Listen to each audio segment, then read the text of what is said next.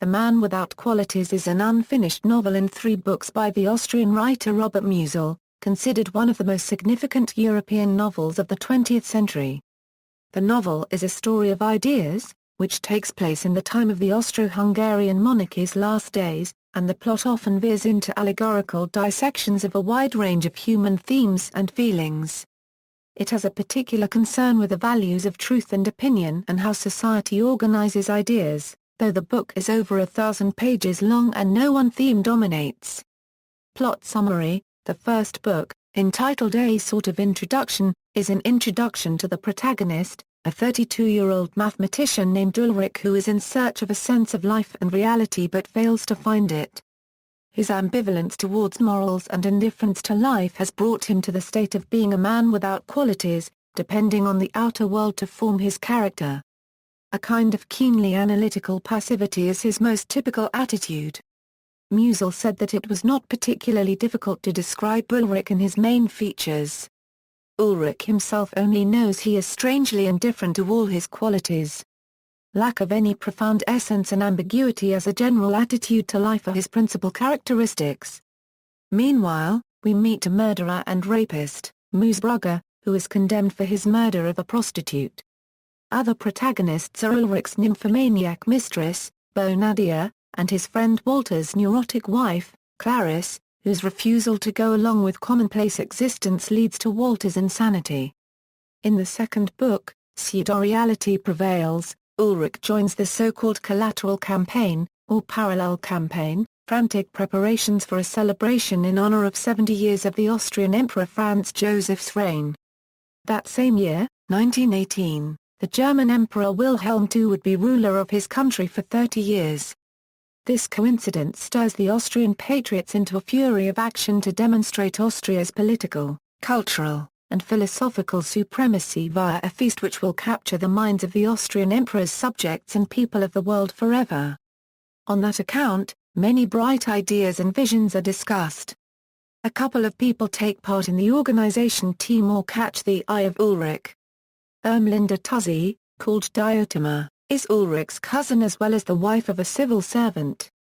She tries to become a Viennese muse of philosophy, inspiring whoever crosses her path.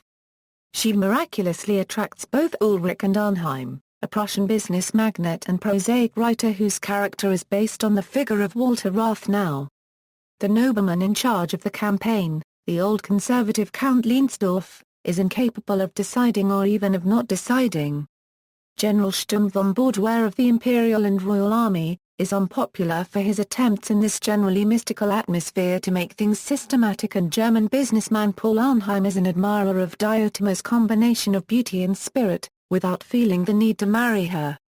While most of the participants try to associate the reign of Franz Joseph I with vague ideas of humanity, progress, tradition, and happiness, the followers of realpolitik see a chance to exploit the situation. Sturm von Baudoir wishes to get the Austrian army income raised and Arnheim plans to buy oil fields in an eastern province of Austria. Musil's great irony and satire is that what was planned as a celebration of peace and imperial cohesion in fact turns out as a path toward war, imperial collapse, and national chauvinism. The novel provides an analysis of all the political and cultural processes that contributed to the outbreak of World War I. The last volume, entitled Into the Millennium, is about Ulrich's sister Rigoth. They experience a mystically incestuous stirring upon meeting after their father's death. They see themselves as soulmates, or, as the book says, Siamese twins. As published, the novel ends in a large section of drafts, notes, false starts and forays written by Musil as he tried to work out the proper ending for his book. In the German edition, there is even a CD-ROM available that holds thousands of pages of alternative versions and drafts. The history of the novel: Musil was working on his novel for more than 20 years. He started in 1921 and spent the rest of his life writing it. When he died in 1942, the novel was not completed. The 1,074-page Volume 1 and 605-page Volume 2 were published in 1930 and 1933 respectively in Berlin. Part 3 did not include 20 chapters withdrawn from Volume 2 of 1933 while in print as galley proofs. From 1933 until death, Musil was working on Part 3. In 1943 in Lausanne, Musil's widow Martha published a 462-page collection of material from literary remains including the 20 galley chapters withdrawn from Part 3, as well as drafts of the final and complete chapters and notes on the development and direction of the novel. The Man Without Qualities Volume 1 was published in English first in 1953 in translation by Ethan Wilkins and Ernst Kaiser. Volume 2 followed in 1955, and 3 in 1961. New York, Coward McCann, Incorporated, First U.S. editions. They were titled, Volume 1 A Sort of Introduction, The Like of It Now Happens. Volume 2 The Like of It Now Happens. Volume 3 Into the Millennium, and had XXXV plus 365, VERY plus 454, XI plus 445 pages respectively. In 1995, Knopf published 2-volume edition in translation by Sophie Wilkins and Burton Pike. Parts I and II are in Volume 1, while Part 3, the 20 galley chapters, and unfinished chapters, are in Volume 2. Musil's almost daily preoccupation with writing left his family in dire financial straits. The book brought neither fame nor fortune to him or his family. This was one of the reasons why he felt bitter and unrecognized during the last 2 decades of his life. The combination of poverty and a multitude of ideas is one of the most striking characteristics of Musil's biography. There are strong autobiographical features to be found in the text as the main character's ideas and attitudes are believed to be those of Musil. Most of the aspects of the Viennese life in the novel are based on history and Musil's life. The plot and the characters are invented.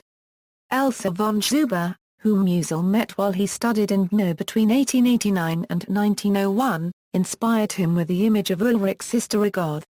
Donath and Alice Charlemont, Musil's friends, were models of Walter and Clarice, and Viennese socialite Eugenie Schwarzwald gave birth to the character of Diotima. Arnheim may have been based on Walther Rathenau and Thomas Mann.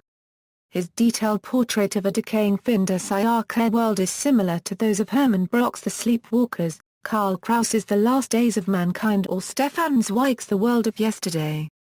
Some of Musil's working titles were The Gutters, Achilles, or The Spy.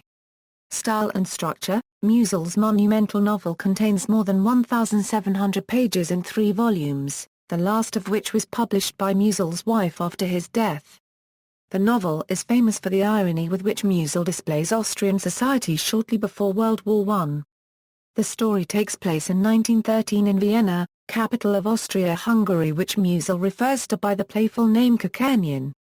The name of Kakernian is derived from the German abbreviation K&K, used to indicate the status of Austria-Hungary as a dual monarchy, demonstrating the lack of political, administrative and sentimental unity in Austria-Hungary of those times. Musil elaborates on the paradoxes of the Kakernian way of life. By its constitution it was liberal, but the system of government was clerical. The system of government was clerical, but the general attitude to life was liberal. Before the law all citizens were equal, but not everyone, of course, was a citizen. The story contains approximately 20 characters of bizarre Viennese life, from the beau monde to the demi-monde, including an aristocrat, an army officer, a banker, 3 bourgeois wives, an intriguing chambermaid, a black pageboy, and last but not least a man who murders a prostitute. According to Italian writer Alberto Arbisino, Fellini's 1963 film 8 to 1/2 used similar artistic procedures and had parallels with Musil's novel. Production: Musil's aim was to arrive at a synthesis between strict scientific fact and the mystical, which he refers to as the hovering life. Musil originally opposed publishing only sections of his still unfinished work and later regretted submitting to his publisher's insistence. Critics speculate on the viability of Musil's original conception. Some estimate the intended length of the work to be twice as long as the text that survives. See also: Le Mond's 100 Books of the Century, Best German Novels of the 20th Century, Value Theory. References: Notes: Ironic usage of virginal Roman goddess name Bona Dea. The pseudonym is a literary loan from Diotima, a priestess and wise female tutor of Socrates. Wikipedia der Meinung Eigenschaften, Ausgaben. Wikimedia Foundation Incorporated. Retrieved October 26, 2011. Peter L. Stern and Company, Incorporated. Book details, Musil, Robert, der Meinung Eigenschaften. Peter L. Stern and Company, Incorporated. Retrieved October 26, 2011. Fried, Mark M. Robert Musil and the Non-Modern. A Note on Musil's Texts. New York, The Continuum International Publishing Group pp. ISBN 1-4411-2251-6.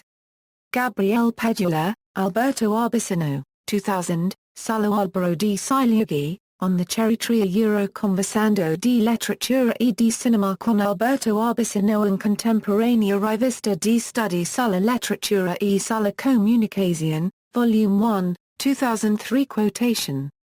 Further reading, McBride, Patrizia C. The Void of Ethics, Robert Musil and the Experience of Modernity. Evanston, Illinois Northwestern University Press, 2006.